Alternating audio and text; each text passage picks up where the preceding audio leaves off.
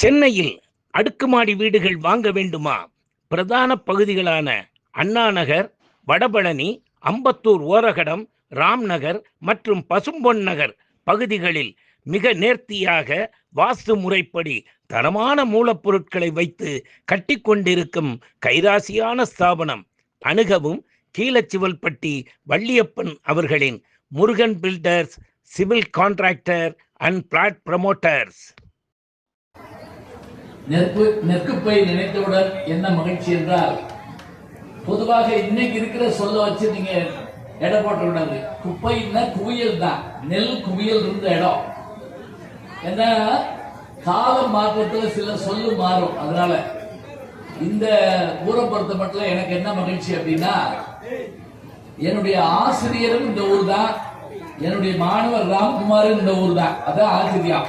இப்ப தொகுத்து கொடுத்துட்டு இருக்காருல அவரு ஆசிரியர் யாருன்னு கேட்டீங்கன்னா, பேராசிரியர் தமிழர்னல் ராம பெரியகற்பன் சொல்றாங்க இல்லையா, அவர் தான் தமிழர்னல் அவர்கள். நான் இங்க வந்திருக்கேன், அவங்க வீட்டு கல்யாணத்துக்காக வந்திருக்கிறேன். இப்படி ஆசிரியரும் மாணவரும் இருக்கக்கூடிய இந்த ஊர்ல பேசுவதற்கான வாய்ப்பை முருகப்பெருமான் எனக்கு அருளி இருக்கிறார் என்று அவருடைய திருவடிகளை நான் வணங்கி, இப்ப நான் அந்த கோயிலுக்குள்ள போயிட்டு வந்தேன். எவ்வளவு கோடி செலவழிச்சு உருவாக்கி இருக்கணும்னு நான் நினைச்சு பார்த்தேன். உண்மையிலேயே இந்த அருமையான கோவிலை திருப்பணி குழு தலைவராக இருந்து மிகச்சிறப்பாக நடத்தி இருக்கக்கூடிய ஐயா நம்முடைய முத்து பழனியப்பன் ஐயா அவர்கள் ஒரு நல்ல கைதட்டி கொடுங்க. அவருக்கு வேற என்ன செய்ய போறோம் சொல்லுங்க பார்ப்போம். அவரு சென்னை ரோட்டரி சங்கத்தினுடைய கவர்னராக இருந்த அவருடைய நிகழ்ச்சிக்கெல்லாம் நான் பல முறை போயிருக்கிறேன். அதே போல இங்கு நான் வந்திருக்கிறேன். இந்த அருமையான நிகழ்ச்சியில நான் பங்கு பெற என்னுடைய நண்பர் ஹாப்பி டூர்ஸ் உரிமையாளர் விஸ்வநாதன் அவர்கள், அவர் என்னை காசி கூட்டு போனாரு. நானும் என்னுடைய துணைவியாரும் போயிட்டு வந்தோம். அப்ப அவர் தான் என்ன கேட்டுட்டு இந்த விழாவுக்கு வரணும்னாரு. அவருக்கு என்னுடைய நன்றியை தெரிவிச்சுக்கிறேன். அதே போல இந்த அருமையான விழாவுக்கு வருகை இருந்திருக்க பெருமக்கள், மதுரையிலிருந்து என்னுடைய நண்பர் சுப்பிரமணியன் வந்திருக்காரு, மற்ற நண்பர்கள் எல்லாம் வந்திருக்காங்க. நிகழ்ச்சியை தொகுத்து வழங்கக்கூடிய 3 பெண்மணிகள், ரொம்ப இச்சா சக்தி, கிரியா சக்தி, ஞான சக்தின்னு சொல்றோம்ல, அது மாதிரி 3 பேரு. அதுல நம்முடைய சத்துரான் கல்வி குழுமங்களுடைய பொறுப்பில் இருக்கின்ற வணக்கத்திற்குரிய ஆட்சி மீனா அவர்கள் மிக அருமையா நீங்க நல்லா தயார் பண்ணிட்டு வந்திருந்தீங்க. நான் கேட்டது ரொம்ப மகிழ்ச்சியா இருந்தது. நான் பேச ஆரம்பிச்சா அந்த சேனலு டிவியே சிரிக்குங்கிற மாதிரி சொன்னாங்க. உங்களுடைய நல்ல தமிழுக்கு என்னுடைய நல்ல பாராட்டு. சும்மா தான் கைதட்டுங்க. ஒவ்வொரு வட்டம் கைதட்டுக்கெல்லாம் சொல்லிட்டு இருக்க மாட்டேன். அப்பப்ப கைதட்டுக்கேன், இல்லாட்டி கைதட்டு வச்சிருக்கீங்களா மிஷினு இருக்கு. உண்மையாவே டிவியில எல்லாம் என்ன பண்றாங்க, டிவியில கைதட்டுறதுலாம் கிடையாது. சுவிட்ச போட்டா கைதட்டும். இந்த கோயில்ல டம் டம்னு அடிக்கிறதுக்கு வச்சிருக்காங்கல்ல, அது மாதிரி மிக அருமையாக பேசுறீங்க. அதே போல நம்முடைய கண்ணாத்தாள் அவர்கள் பேராசிரியர் அவர்களுக்கு பாராட்டு. அதே போல அழகம்மை அவர்கள் முந்தா நாள் அங்க எந்த ஒரு பொன்னமராவதி வளையப்பட்டிக்கு வந்திருந்தேன்.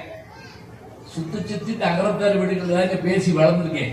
நல்லா ஞாபகம் வச்சுக்கோங்க, நான் பேசி வளர்ந்ததெல்லாம் நகரத்தார் வீடுகள் தான். ஏன் சொல்லுங்க, ஏன்னா இங்கதான் உட்கார்ந்து கேட்பீங்க, மற்ற இடத்துல போயிட்டு வரட்டுமா அப்படின்ட்டுவாங்க. இப்ப நான் இங்க நிக்கிறவெல்லாம் கூட பாக்குறேன், அது இடம் இல்லாம நிக்கிறாங்க. அதெல்லாம் இல்ல, நல்லா பேசினா கேட்போம், இல்லைன்னா பார்ப்போம். எனக்கு முன்பாக மிக அருமையான ஒரு நாட்டிய நிகழ்ச்சி, அது அந்த கந்தபுராணத்தை பத்தி போட்டு காமிச்சாங்க.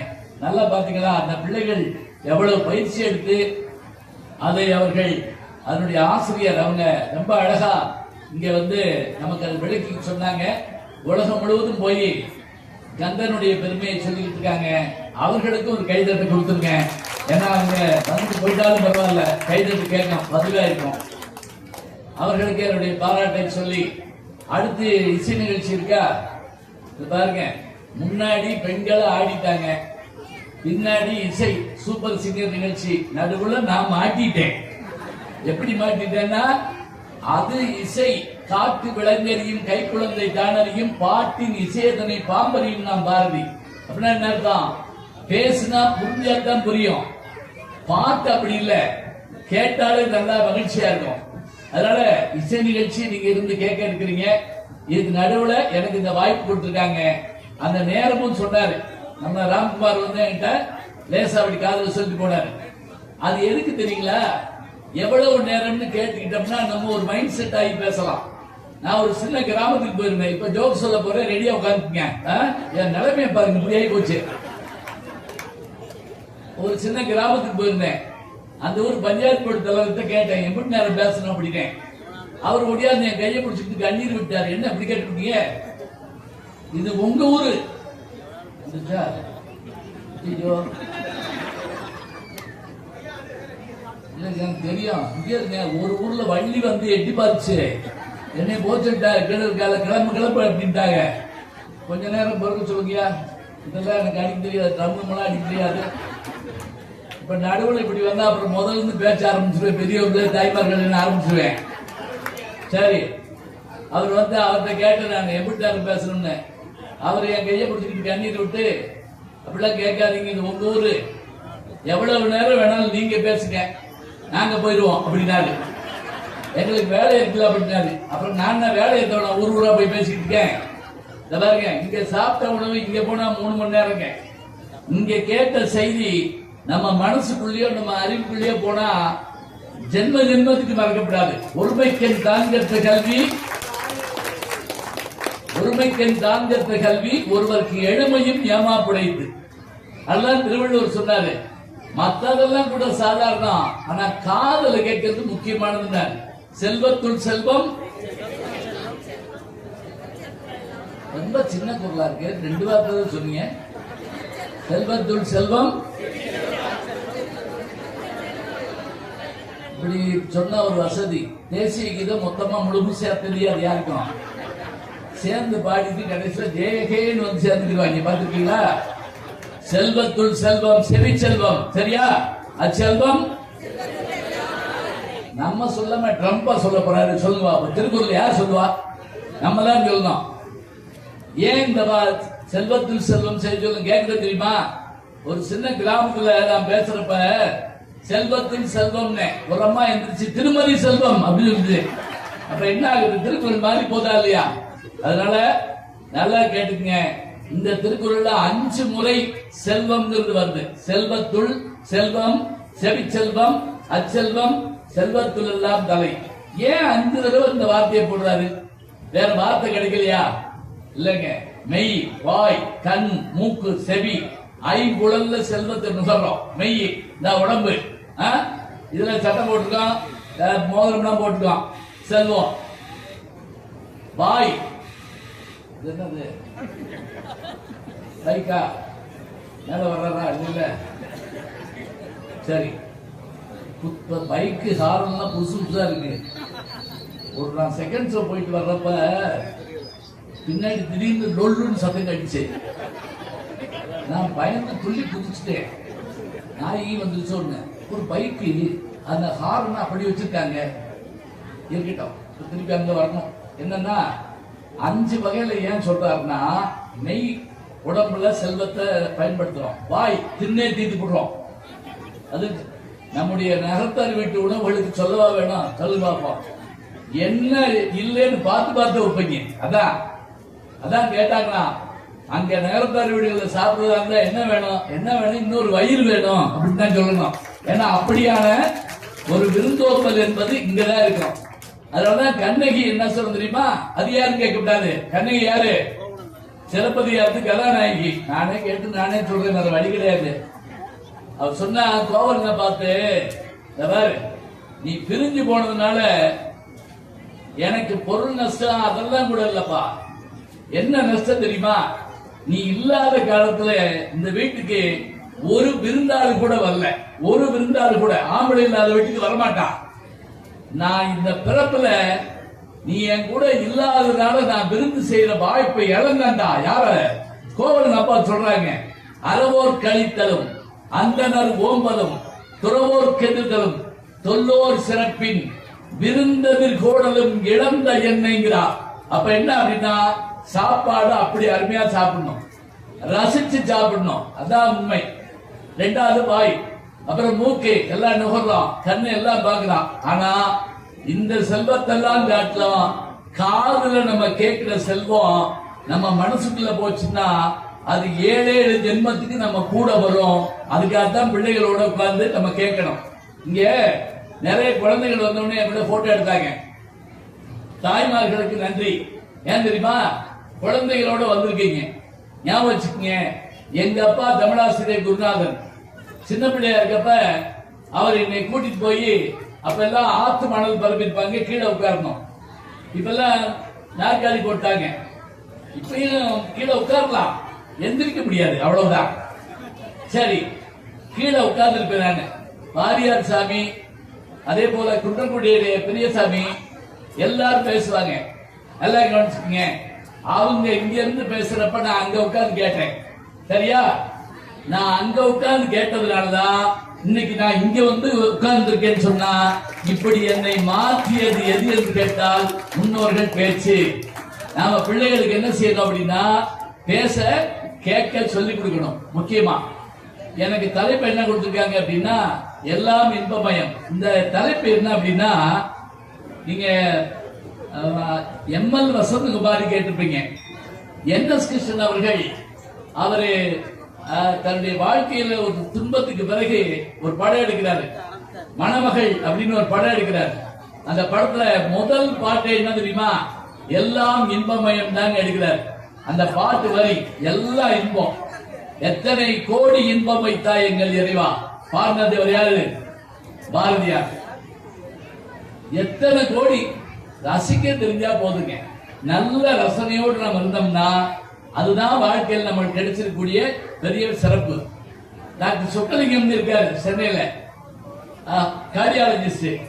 அவர் ஒரு முறை வந்து கூட்டத்தில் கேட்டாரு, வெற்றி பெறுவது மகிழ்ச்சியா அப்படின்னாரு. எல்லாரும் ஆமா ஆமா ஆமான்னு சொன்னோம். இல்லைட்டாரு. ஏன்னு கேட்ட உடனே அவர் சொன்னாரு, மகிழ்ச்சியா இருப்பதுதான் வெற்றி பெற்றதற்கு அடையாளம். ஞாபகம் வச்சுக்கிட்டீங்களா? மகிழ்ச்சியா இருக்கணும், சந்தோஷப்பட்டாதான் அது வெற்றி. இப்ப நான் என்ன சொன்னாலும் சிரிக்காம இருந்தீங்கன்னா எனக்கு என்ன ஆகும் யோசிச்சு பாருங்க. நீங்க கொஞ்சமாவது முகத்துல மகிழ்ச்சி இருக்கணும். ஒருத்தனை அழுக வைக்கிறது ஈஸி, சப்புன்னு ஒரு அறை விட்டு அழுவான். ஒருத்தனை கோபம் வைக்கிறது ரொம்ப ஈஸி, என்ன குரங்கமா இருக்கீங்கன்னா கோய்ப்பான். ஆனா ஒருத்தனை சிரிக்க வைக்க முடியுமா? யோசிச்சு பாருங்க. சரி, இப்ப யோசிச்சு இப்படி போய்க்க. இங்க நான் ஜோக் சொல்றப்ப நீங்க சிரிச்சா நல்லது. இல்ல இல்ல, நைட் 2 மணிக்கு சிரிச்சுக்கலாம், சொல்ல முடியுமா? ஒருத்தர் தனியா அழுதா பேசாம போயிடுவோம், தனியா சிரிச்சா பயப்படுவோம். சரியா? இங்கெல்லாம் நம்ம வந்து வீட்டுக்குள்ள லைட் எரியறத பாத்துக்கோங்க. இப்ப போறவக்குள்ள லைட் எரியுது பாத்துக்கீங்களா? என்ன பண்றாங்க? செல்ல வச்சுக்கிட்டு தூங்கவே மாட்டேங்கிறான். 10வது பொண்ணு புதுசா கண்டுபிடிச்சிருக்காங்க எல்லா ஊர்லயும். நைட் பிரியாணிங்கிறா, 12 மணிக்கு பிரியாணி சாப்பிடுறாங்க. எப்படி சிரிக்கும், எப்ப எந்திரிப்பான் நமக்கே தெரிய மாட்டேங்குது. உணவு சாப்பிடுற முறைன்னு இருக்குதுங்க. காலை சாப்பாடு எப்ப, மத்தியான சாப்பாடு எப்ப, இரவு சாப்பாடு எப்ப. இந்த உணவு முறையை கடைபிடிச்சவங்க நம்ம தான். ஒண்ணும் இல்ல, நான் ஒரு கல்லூரிக்கு பேச போயிருந்தேன். பேசி முடிச்ச உடனே அங்க இருக்க அந்த பேராசிரியர் எல்லாம் சாப்பிட்டுதான் போனாங்க. சரின்ட்டேன். ஆர்வம் மிகுதியில அந்த பிள்ளைகளை விட்டு பரிமாற விட்டாங்க. யாரு? எம்ஏ, எம்பில், எம்எஸ்சி, பிஹெச்டி படிக்கிற பிள்ளைகளை விட்டு பரிமாற விட்டாங்க. அவங்க பரிமாறத பார்த்து நான் ஆச்சரியப்பட்டு போனேன். ஏன் தெரியுமா? இலை போட தெரியல, இலை போட தெரியல. எப்படி இலை போடணும் கேட்டா ஒரு பொண்ணு சொல்லுது, எங்க சிலபஸ்ல இல்ல அப்படிங்குது. என்ன பண்றது? நம்ம தான் சொல்லி தரணும். இந்த பாருங்க, நுனி பகுதி இந்த பக்கம் இருக்கணும் வாழை இலையில, அருந்த பகுதி இந்த பக்கம் இருக்கணும் வலது கையில. இது என்ன சாஸ்திரமானு கேட்கக்கூடாது. சாஸ்திரம்னா ஒண்ணு இல்லைங்க, நம்ம வலது கையில சாப்பிடுறவன். இந்த கையில அகலமா இருந்தா தான் இலையினுடைய இந்த பகுதி அகலமா இருக்கும். அது அப்படி பிசைஞ்சு சாப்பிடுறதுக்கு வசதியா இருக்கும். அப்ப இலை போட தெரியணும். நான் அப்புறம் இலையை வாங்கி இப்படி போடணும்பான்னு சொன்னேன். அப்புறம் குழம்பு கருத்து இருக்குல்ல, அது அப்படி அள்ளி கொண்டு வந்து ஒரு அம்மா ஒரு பொண்ணு ஊறுகாயை வச்சுச்சுங்க. எனக்கு நான் சொன்னேன், இதுக்காகவே நான் குடிக்கணும் போல் இருக்கேன் அப்படிங்க. ஏன்னா எந்த கரண்டியில எதை நெய் ஊத்துறதுக்கு என்ன வச்சிருக்கோம்? சின்ன கரண்டி. என்ன கரண்டின்னா ஒண்ணு இருக்குல்ல வீட்டுல, என்ன கரண்டி இல்ல, என்ன கரண்டின்னா ஒண்ணு இருக்கு. சரி, நெய்க்கு அது மாதிரி ஒரு கரண்டி. இப்ப நான் சொன்னேன் இந்த கரண்டி அங்க வை. அதே மாதிரி ஒரு பிள்ளை வந்து ரசத்துக்கு ஒரு ஸ்பூன் எடுத்து வந்துருச்சு, 16, 17, 18 ஊத்திக்கிட்டே இருக்கு. அப்புறம் இத மாத்து, அதை கொண்டா. எதுக்கு தெரியுமா? இத நம்ம பிள்ளைகளுக்கு சொல்லி தரணுங்க. நிச்சயமா நான் சொல்றேன், கட்டாயமா. ஏன் தெரியுமா? நான் அவர் வீட்டுக்கு போயிருந்தேன். அவர் காபி சாப்பிடுறீங்களான்னாரு. நான் சரி வேணான்னு இருக்கலாம், சரின்ட்டேன். மக படிக்கிற காலேஜில் இந்தா பாப்பா வைக்கவா சார் காப்பி போட்டு. யார் நானா அப்படின்னு சொல்லு. நான் அப்படி நானா அப்படின்னு கேட்டேன். என்ன பண்றது? உடனே அது ஒண்ணும் செய்யல. அவங்க அப்பா ஒரு முறை உன்னை இல்ல அப்படின்ட்டு போய் அடுப்ப பத்த வைக்கலுங்க. போன் எடுத்து நீ எங்க இருக்க? யார? அவங்க அம்மாவை. அவங்க அம்மா வீட்டுல இல்லைன்னு அந்த பிள்ளைக்கு தெரியல. எங்க இருக்க? ஏ அக்காவுக்கு பிரசவத்துக்காக நான் பாம்பே வந்திருக்கேன்ல. எப்ப போனேன்? அதுவும் தெரியல உனக்கு. இப்ப என்ன உனக்கு என்ன வேணும்? என்னைய போய் காப்பி போட சொல்றாங்க. என்னையும் சேர்த்து காப்பி போட சொல்றாங்க. போடு போடா. சரி, பால் அங்க இருக்கு, அங்க இருக்கு, டீ தூள் எங்க இருக்கு, இங்க இருக்கு, காப்பி தூள் எங்க இருக்கு, அங்க இருக்கு. இவ்வளவு சொல்லி இந்த காப்பியை நான் எப்படி குடிப்பேன்? யோசிச்சு பாருங்க. ஏதோ முயற்சி பண்ணி கொண்டு வந்துருச்சு. இதுல குழந்தைகள் மேல தப்பு இல்லைங்க, நம்ம தான் பழக்கணும். வந்த உடனே வாங்கன்னு சொல்லி வரவேற்கிறோம்ல, இந்த பழக்கத்தை நம்ம இங்க பழகணும். வாங்க, 2 கையும் கூப்பி வணக்கம் சொல்றோம் இல்லையா? இந்த வணக்கம் சொல்றப்ப நமக்கு நம்ம எப்போ கொரோனா வர்றதுக்கு முதல்லயே கண்டுபிடிச்சு வச்சோம். நீ அங்க இரு, நான் இங்க இருக்கேன், இப்படி கும்பிடுவோம். வீட்டு வாசல்ல தண்ணி இருக்கும், காலை கழுவிட்டு உள்ளவா. கொரோனா வந்த பிறகு இல்ல, நம்ம பரம்பரையில இதை அப்படி செஞ்சுட்டு இருந்தோம். அதான் உண்மை. அப்ப விருந்தோம்பல் நம்முடைய பண்பு, அறிமுகம் பண்றது நம்முடைய பண்பு. நல்ல செய்திகளை, நல்ல அருமையான விஷயங்களை சொல்றப்ப கேட்கிறப்ப அதை வந்து புரிஞ்சுக்கணும். அது நம்முடைய பண்பு. இப்ப கந்தபுராணம் நாடகம் போட்டாங்க. இந்த கந்தபுராணத்தை தமிழ்ல எழுதினவர் யார் அப்படின்னா, இது வடமொழி காப்பியம் தான். கந்தபுராணம் தமிழ்ல எழுதினவர் கச்சியப்பர். அவர் என்ன பண்ணாரு? முருகப்பெருமான் இதை எழுத சொன்னாராம். சரி எழுதுறேன், எனக்கு முதல் வரி வரமாட்டேங்கிறேன் அப்படின்னாராம். நான் எடுத்து தர்றேன். திகட சக்கர செம்முகம் ஐந்துளான் எடுத்து கொடுத்தாரு. இவர் உடனே என்ன பண்ணாரு? மறுநா போய் அங்க அரங்கேற்றம் பண்ணணும். ஞாபகம் வச்சுக்கீங்க, அரங்கேற்றம் என்ன தெரியுமா? பரதநாட்டியம் சொல்லி கொடுத்தா அரங்கேற்றம் பண்றோம்ல, அது மாதிரி அரங்கேற்றம் பண்ணணும். அவர் போய் திகட சக்கரம்னு ஆரம்பிச்சாருங்க. கீழே இருந்து ஒரு எழுந்திரிச்சா தப்பு, பாட்டு முதல் வரியே தப்புட்டான். அப்ப எல்லாம் அரங்கேற்றம் பண்ணாம ஒரு நூலை வெளியே கொண்டு வர முடியாது. இப்ப எல்லாம் அச்சாபிசுன்னா கொண்டு வந்துடலாம். அப்ப முடியாது, பாட்டு தப்பு. அவர் என்ன செய்யறது? இது முருகன் சொல்லி கொடுத்ததுன்னு சொல்ல முடியுமா? அரங்கேற்றம் நின்று போச்சுங்க. அன்னைக்கு போய் நைட்டு படுத்து கட்சியப்பருக்கு கண்ணீர் பெருகுது. பத்தாம அரங்கேற்றம் பண்ண போறோம், முதல் வரியே தப்புட்டானே. முருகா, உங்க வீட்டுல ஒழுங்கா பாட்டு எழுதுறவன் எவனுமே இல்லையா? உங்க அப்பாவும் தப்பா தான் எழுதி கொடுத்தாரு. எந்த பாட்டு? திருவிளையாடல் படம் பாத்தீங்கல்ல, அதுல கொங்குதேர் வாழ்க்கை அஞ்சரை தும்பி பாட்டு இருக்குல்ல, அது உங்க அப்பா தப்பா எழுதி கொடுத்து போய் தயாராச்சு. நீ எழுதி கொடுத்துக்க. அப்ப முருகன் சொன்னாரு, கவலைப்படாத, நாளைக்கு அரங்கேற்றம் பண்ணு, நான் வந்து இப்ப காப்பாத்துறேன். மறுநாள் போய் திகட சக்கரம்னாரு. அந்த புலவன் வந்திருக்கான். அவன் திருப்பி அவன் ஒரு முடிவோட தான் இருக்கான், அரங்கேற்றம் பண்ண விடக்கூடாதுன்னு. தப்புன்னா அதுக்குள்ள இன்னொரு புலவர் இருந்துச்சு. திகழ் தசக்கரம் திகட சக்கரம்னு வரலாம்னு சொல்லி இந்த நிகழ்வுல இருக்குன்னு சொல்லி ஒரு இதை எடுத்துக்காட்டி காமிச்ச உடனே பிறகுதான் அந்த நூல் அரங்கேற்றம் செய்யப்பட்டது. அதுதான் இந்த கந்தபுராணம் என்ற ஒரு நூல். அது எத்தனை காண்டங்களை உடையதுன்னு அருமையா சொன்னாங்க. தெரிஞ்சு வச்சுக்கங்க. எதுக்காக அப்படின்னா, ஒரு செய்தியை தெரிஞ்சுக்கிறதுங்கிறது சாதாரணம் இல்லைங்க. இன்னைக்கு நான் வந்து போகாத நாடு இல்ல, பார்க்காத ஊர் இல்ல உலகத்துல. நான் பெரிய பணக்காரனா இல்ல, கோடீஸ்வரனா இல்ல, அரசியல்வாதியா இல்ல, தாதாவா இல்ல, தாத்தா தான். அப்புறம் எப்படி நான் எல்லாம் பார்த்தேன்? நான் படிச்ச தமிழ் என்னைய உலகம் பூரா கொண்டு போயிருக்கு. ஞாபகம் வச்சுக்கங்க, நான் படித்த கல்வி, என் தமிழ் என்னை உலகம் பூரா கொண்டு போயிருக்குன்னா பிள்ளைகளுக்கு அதை பத்தி நம்ம சொல்லிக் கொடுக்கணும். அதே போல கணவன் மனைவியோட வீடுன்னு என்ன அர்த்தம்? ரொம்ப அழகா சொல்லுவாங்க, விருந்தோம்பர். அது எப்படி இருக்கணும்? அதே போல கணவன் மனைவி அன்பா இருக்கணும். சண்டை வருமானு கேட்கல, வீட்டுல வருங்க, வரும். வந்தா அப்படியே தொடரக்கூடாது, அப்பப்ப நிப்பாட்டணும். ஒரு மருமக ஓடி போய் போலீஸ் ஸ்டேஷன்ல எங்க மாமியாரை காணும்னு மனு கொடுத்துருக்கு. இன்ஸ்பெக்டர் மயக்க போட்டு விழுந்துட்டாரு. மாமியாரை காணும்னு மனு கொடுத்த ஒரே பொம்பளை நீதான். அவ்வளவு அன்பா இருந்த பாதியில நிக்குது, போட்ட சண்டை பாதியில் நிக்குது. நம்ம ஓடி போயிடுச்சு. இப்ப நான் என்ன பண்றது? நினைச்சு பாருங்க. சண்டை வந்தாலும் நான் பரவாயில்லைங்க. திருவள்ளுவர் சொல்றாரு கடைசி திருக்குறள்ல 1330 திருக்குறள், முதல் குறள் எல்லாருக்கும் தெரியும். அகர முதல எழுத்தெல்லாம் ஆதி பகவன் முதற்றே உலகு. கடைசி குறள் என்ன தெரியுமா? ஊடுதல் காமத்திற்கு இன்பம் அதற்கு இன்பம் கூடி போய்ங்க பெரிய. இது என்னன்னா, வீடுகள்ல சின்னதா ஒரு சண்டை இருக்கணும். அந்த சண்டை அது என்ன அப்படின்னா, வந்த கொஞ்ச நேரத்துல மறந்துட்டா அன்றைக்கு இரவு ஏற்படுகின்ற இனிமைக்கு அளவே இல்லை என்கிறான் திருவள்ளுவர். இதுதாங்க சண்டை போடணும். சண்டை போட்டு முடிச்சுட்டு அன்னைக்கு நம்ம கணவன் மனைவி ஒருவருக்கு ஒரு விட்டு கொடுக்காம போயிட்டோமோன்னு ஏங்கணும். அதுதான் வாழ்க்கை. சண்டைகள் வந்து போறது இயல்பு. ஒருத்தர் நிறைய கடன் வாங்கிட்டான். கடன்காரன் சைக்கிள் எடுத்து வந்தான். வந்த உடனே என்ன பண்ணா தெரியுமா? நேர வீட்டுக்குள்ள மனைவி கிட்ட சொன்னா, கடன்கார வர்ற என்ன செய்யறது?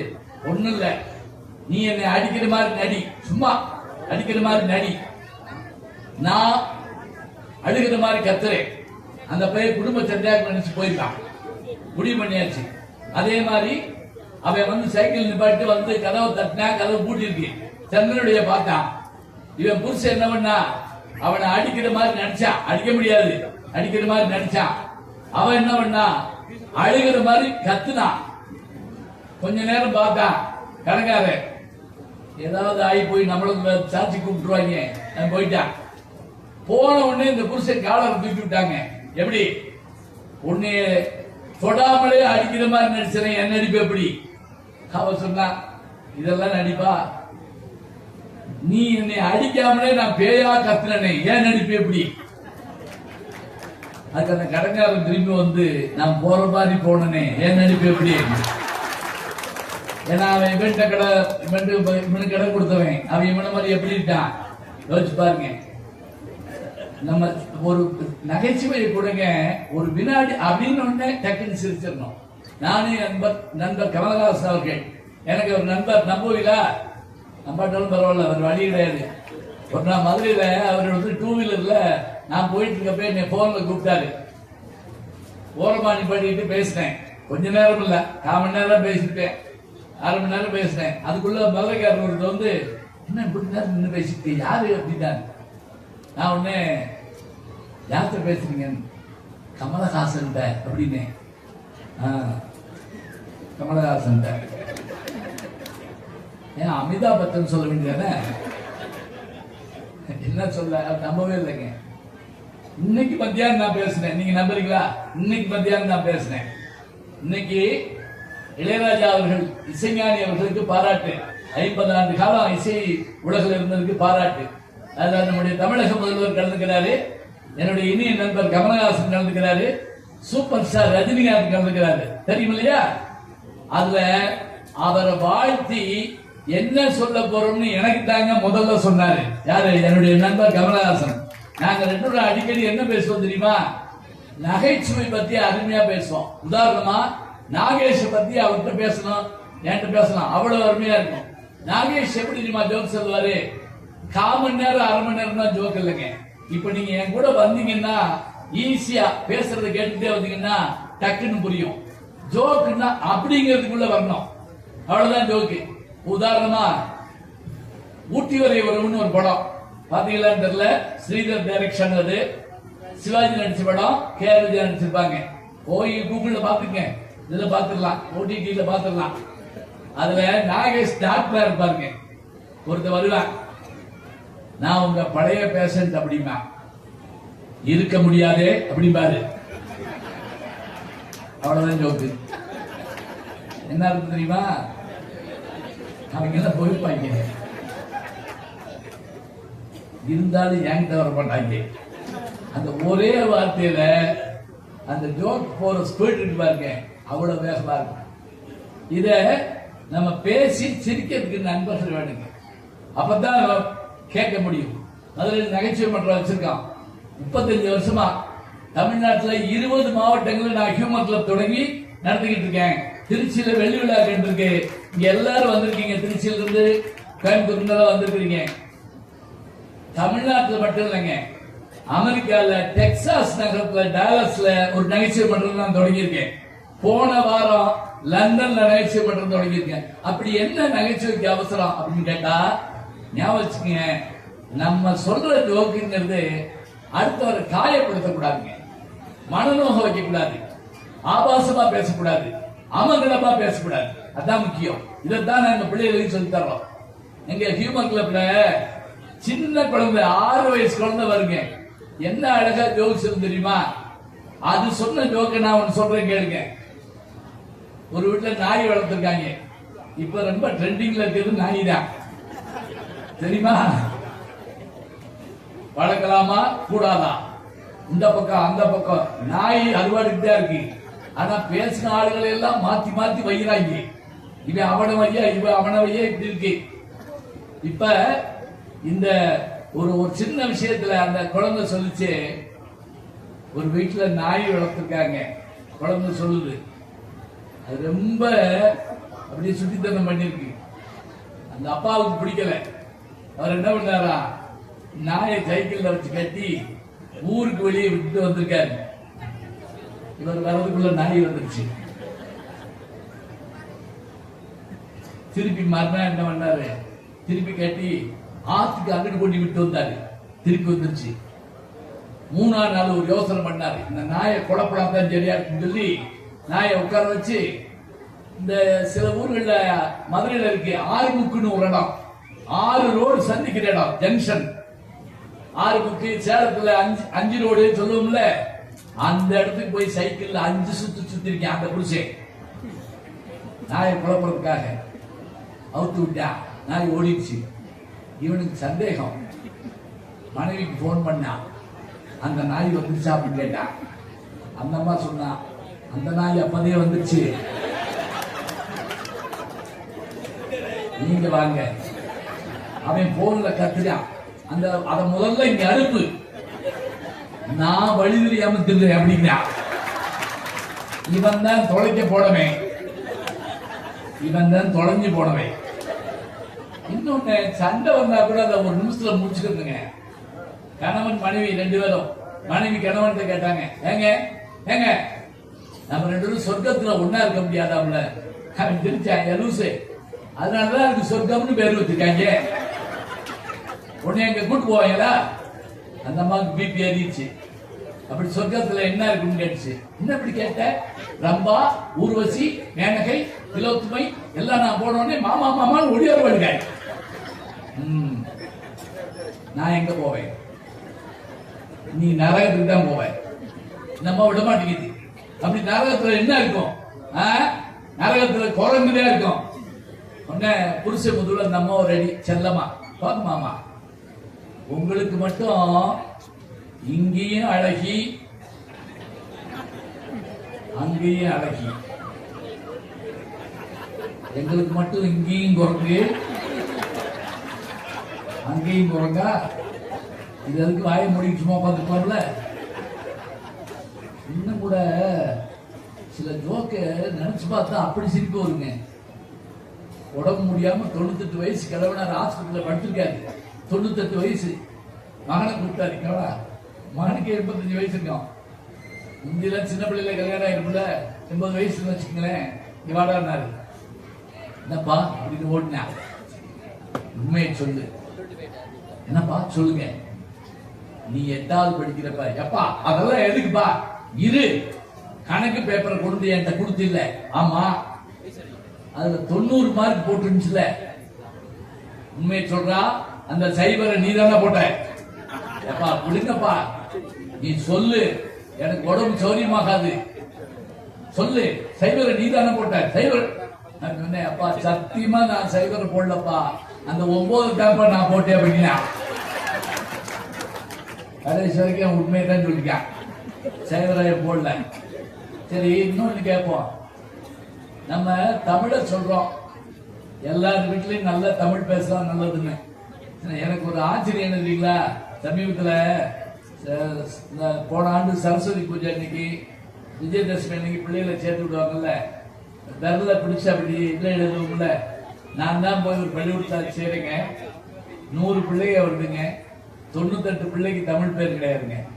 ஞாபகம், 98 பிள்ளைக்கு தமிழ் பேர் கிடையாது. நம்ம பேர் வைக்கலன்னு என்னங்க யாரு? உறவு முறைகிற அப்பா அம்மா தாத்தா பாட்டி அண்ணன் தம்பி சித்தப்பா பெரியப்பா ஐட்டா எல்லாம் எம்புட்டு உறவு பேரு இல்லையேங்க. யோசிச்சு பாருங்க. இன்னைக்கு நம்ம பிள்ளைகளுக்கு எப்படி சொல்லி கொடுக்குறோம்? சொல்லி கொடுக்கறது என்ன? பிள்ளைங்க முதல்ல கூப்பிடுதா, அம்மாவை எவ்வளவு வீடுகள் அம்மா கூப்பிடுதுங்க, மம்மி. மம்மி கூட கிடையாது, மம். அப்பாவை டாடியும் இல்ல, டாட். நீ கொஞ்ச நேரம் கழிச்சா டாடி அப்படின்னு கூப்பிட்டாலும் கூப்பிடுவாங்க. நான் ஒரு வீட்டுக்கு போயிருந்தேன், ஒரு பிள்ளை மம் தெரிஞ்சு, அப்படியே பேச முடியாத பிள்ளையா கூப்பிட்டு என்ன மம் அப்படின்னேன். நாங்க எங்க மம்மிய மம் அப்படித்தான் கூப்பிடுவோம். உங்க பெரியம்மாவை எப்படி கூப்பிடுன்னு கேட்டேன்.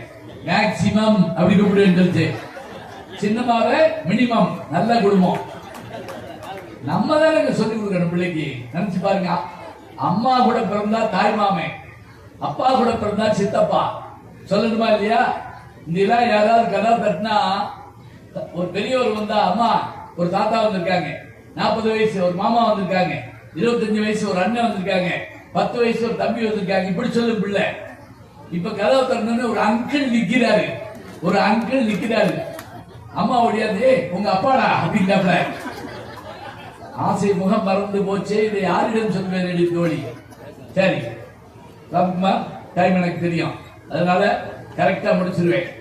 என்னன்னா, தமிழ் இப்படி இருக்குல்ல, இந்த தமிழ்ல என்ன லாபம்? என்ன லாபம்னா, தமிழ் பேசினா என்ன லாபம் நான் சொல்றேன் கேளுங்க. அதாவது திட்டுனா கூட தமிழ்ல தான் திட்டணுமாங்க, வஞ்சா கூட தமிழ்ல தான் வையணுமா. நீங்க கேட்கலாம், ஏன் வையவே விடாது, அப்புறம் தான் திட்டினா வை.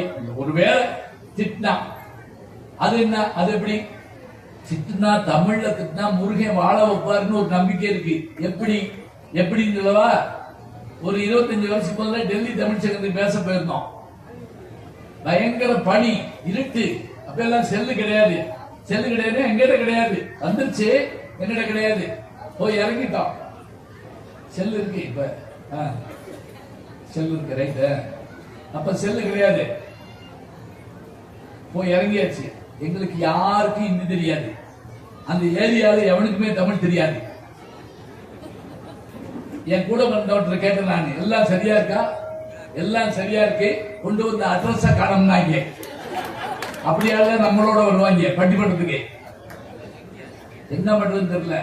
இதுல என் கூட வந்த ஒருத்தர் கோவத்துல அப்படி இப்படி நடந்துட்டு இருந்தவரு தமார்னு ஒரு ஆள் மேல மோதிட்டாரு. யாரு? ஹிந்தி. அந்த டெல்லி ரயில்வே ஸ்டேஷன்ல மோதிட்டு சும்மா இருக்க வேண்டியதானே, எருமாடு கண் தெரியல அப்படின்னாரு. அந்த ஆள் டக்குன்னு கையை பிடிச்சிட்டாங்க. எருமாடா, நீங்க தமிழ்நாடா அப்படின்னு கேட்டா. சொல்ல உடனே ஆமான்னு உடனே அந்த ஆள் என்னைய தெரிஞ்சு வச்சிருக்காங்க. எங்க வானொலியில எதை கேட்டு முடியாது, என்னைய அங்க உட்கார்ந்து இருக்கீங்க? ஐயா, அட்ரஸ காண உட்கார்ந்துருக்கோம். ஒண்ணும் கவலைப்படாங்க. நேர டெலிபோன் பூத் போடி லைன்ல போன் பண்ணி ஒரு வேனை கொண்டு வர சொல்லி எங்களெல்லாம் அள்ளி போட்டு போய் ரூம்ல வெந்நீர் போட்டு கொடுத்து சாப்பாடு வாங்கி கொடுத்து 3 நாள் லீவ் போட்டு எங்களோட அலைஞ்சு டிக்கெட்லாம் கன்ஃபார்ம் பண்ணி எங்களுக்கு தாஜ்மஹால் கிஃப்ட் எல்லாம் வாங்கி கொடுத்து இவ்வளவு அந்த ஆள் ஏன் செஞ்சா? ஒரு எருமாடு. இந்த ஆள் இங்கிலீஷ்ல வந்து அவன் ஹிந்தியில வந்திருந்தா அண்ணன் சொல்றாருங்க, ஏய் நீ பையன் நினைச்ச கூட தமிழ்ல வைடா. மொய்தாரணி குழல் வள்ளியை வேட்டவன் முத்தமிழால் வைதாரம் இங்கு வாழ வைப்பான். வையவார் நம்போல் கைதான் இருவருடையான் தலைபத்தன் கத்திருக்கே எய்தான் மர்கன் உமையால் பயந்து இளைஞ்சேமே. அப்படின்னா என்ன அர்த்தம்? வைதாரையும் இங்கு வாழ வைப்பான், முத்தமிழால் வைதாரையும் இங்கு வாழ வைப்பான். அதாங்க ரொம்ப முக்கியம். சரி, நான் முடிக்க போறதுக்கு முதல்ல எப்படி சொல்லலாம்? இப்ப நம்ம கல்யாண வீட்டுக்கு போனா சாப்பிட சொல்லுவாங்க. சில சமயத்துல ஒரு பட்டிமன்றத்துக்கு போயிருந்த கும்பகோணத்துல பெரிய மினிஸ்டர் வீட்டு கல்யாணம். கூட்டம்னா கூட்டம், பயங்கர கூட்டம். எங்களை கூட்டு போறாங்க. கூட்டு போனா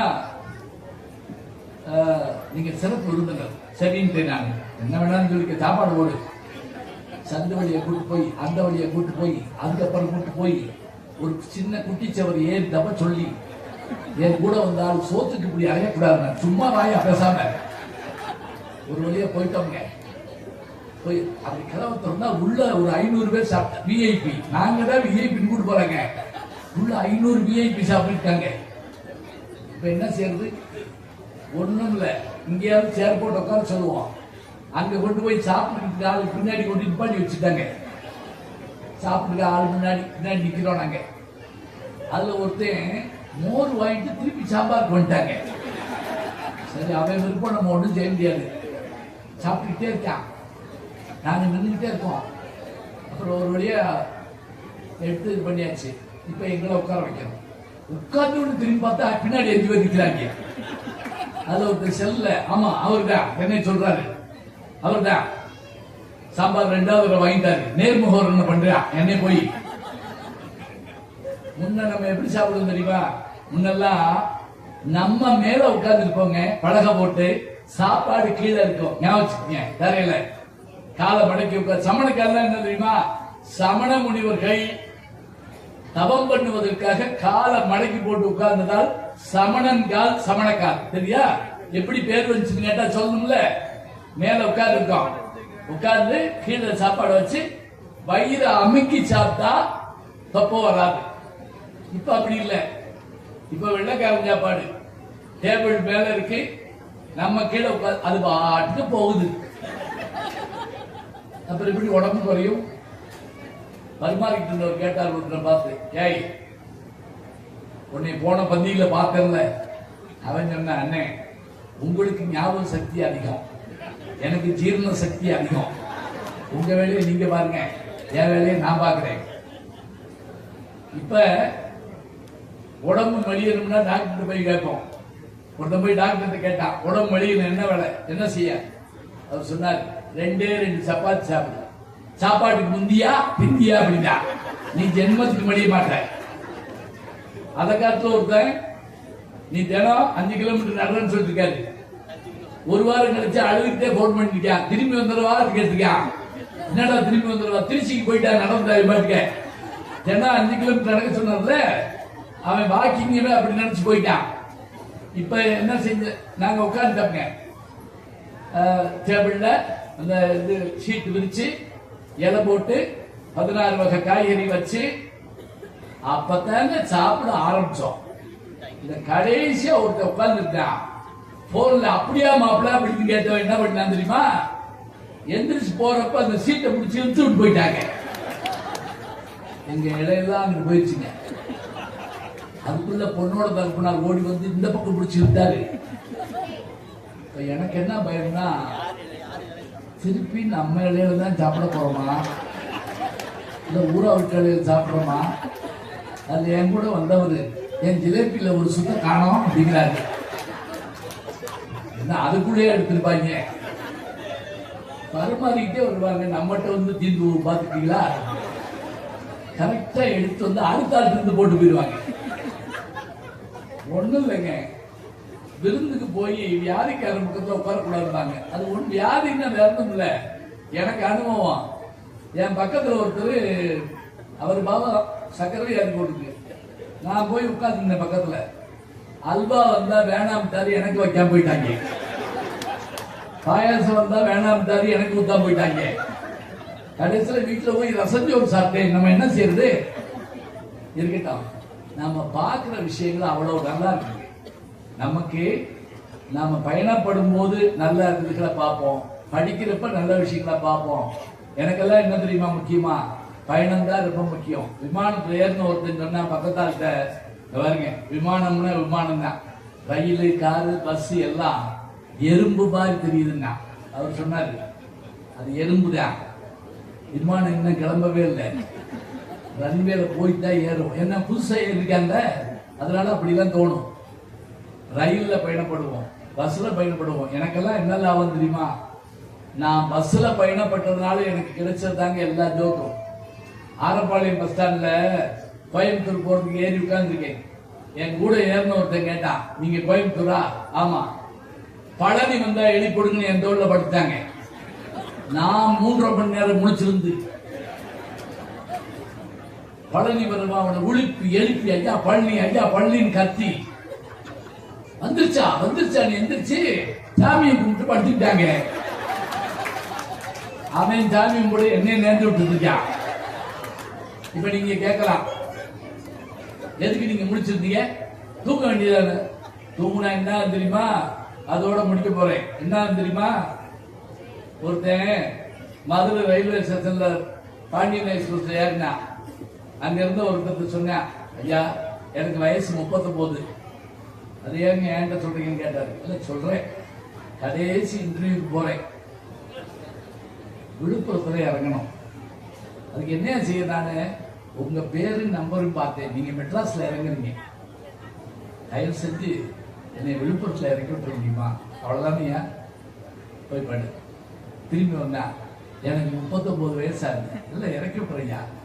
கொஞ்சம் கழிச்சு வந்தா, ஐயா எனக்கு ஏழை போய் படலாம் பேசாம உன்னைய விழுப்புரத்துல இறக்கி விடணும், அவ்வளவுதானே. வண்டி போய் எங்கூர்ல நின்றுச்சுங்க. அவன் எழுப்பிட சொன்னான்ல, அது இன்னொரு வார்த்தையும் சொன்னா, நான் ஒரு வேளை இறங்கலைன்னு வச்சுக்கலேன், நீங்க கவலைப்படாதீங்க, என் சட்டையை பிடிச்சி இழுத்து வெளியே தள்ளிருங்க, என் பெட்டி எடுத்து தூக்கி எறிஞ்சிருங்க. சரிங்கடா. எக்மோர்ல வண்டி நிக்குது. எந்திரிச்சு பார்க்க எக்மோர்னு போட்டுருக்கு. பயங்கர கோபம் ஓடுனா. அதனால பார்த்தா, அடா பாவி, எத்தனை தடவை சொன்னேன் எக்மோர்ல இலைக்கு கூட சொல்லி போச்சே, என் வாழ்க்கை போச்சு ஆய்வுன்னு கத்துனா. அவர் ஒண்ணுமே பேசல. நான் கேட்டா, அவனுக்கு காதுன்னு. காதெல்லாம் கேட்கும். நீ இறக்கி விடாததுக்காக இந்த வயிறு இல்லை, நீ நினைச்சு ஒருத்தர் விழுப்புரத்துல இறக்கி விட்டேன். அவன் இறங்க மாட்டேன்னா இழுத்து வெளியே வெத்து முடியாந்து ஏற வந்தான். நெஞ்சில மிச்சு தள்ளேன்.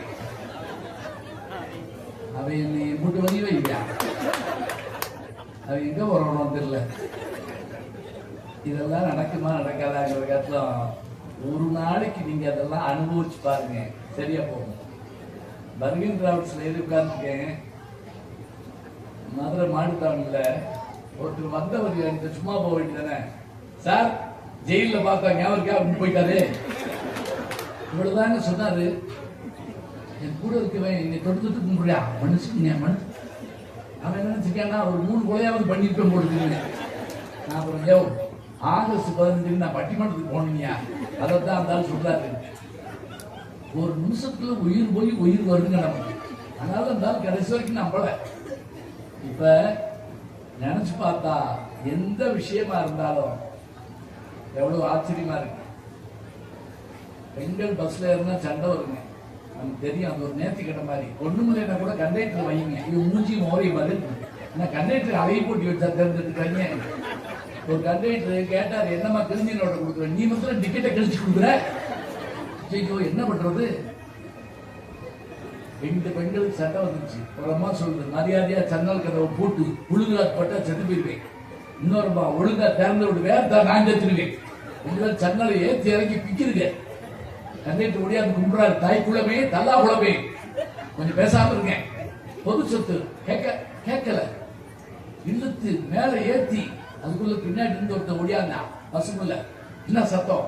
கண்டக்டர் விலைக்கு சொன்னாரு, சன்னலை ஏத்தி விட்டா அந்த அம்மா போயிடுவா, இறக்கி விட்டா அந்த அம்மா போயிடுவா, நான் என்ன செய்யறது? அவங்க என்ன பாருங்க, ஒரு 5 நிமிஷம் ஏற்றி விட்டு சார், ஒரு 5 நிமிஷம் இறக்கி விட்டு சார். கண்டக்டர் அழுத்தார், ஏன் அப்படி சொல்ற, 2 யாரு விட்டு முடியாது? அவங்க 2 ஏன் போட்டாங்க, 2 நாள் தடவை விட்டுட்டீங்க, நான் போயிட்டு இருக்கேன், நம்ம என் பயணம் போயிட்டு இருக்கேன் அப்படின்னாப்ல. வாழ்க்கைங்க தானே பயணம் தாங்க. அப்ப பார்க்க தெரிந்தால் பார்வை தெரியும், கண்ணாசன் சொல்வார்ல, வாழ நினைத்தால் வாழலாம், வழியா இல்லை பூமியில் ஆழ கடலும் சோழையாகும், ஆசை இருந்தால் நீதிவா. கடவுள் கூட சிரிச்ச முகத்தோடு இருக்குன்னு நினைக்கிறான். குடித்த பருவமும் கொப்பை செவ்வாயில் குமிழ் சிரிப்பும் படித்த சடையும் பவளம் போல் மேடையில் பால் வெந்நீரும் இனித்தவுடன் எடுத்தவர் பாதமும் காணப்பெற்றால் மனித பெருமையும் வேண்டுவதை இம்மாநிலத்தில் மீண்டும் மனிதர்களாக பிறப்போம், நெற்குப்பையிலே பிறப்போம், முருகனை பார்ப்பதற்காக பிறப்போம். நன்றி, வாழ்த்துக்கள், மீண்டும் சந்திப்போம்.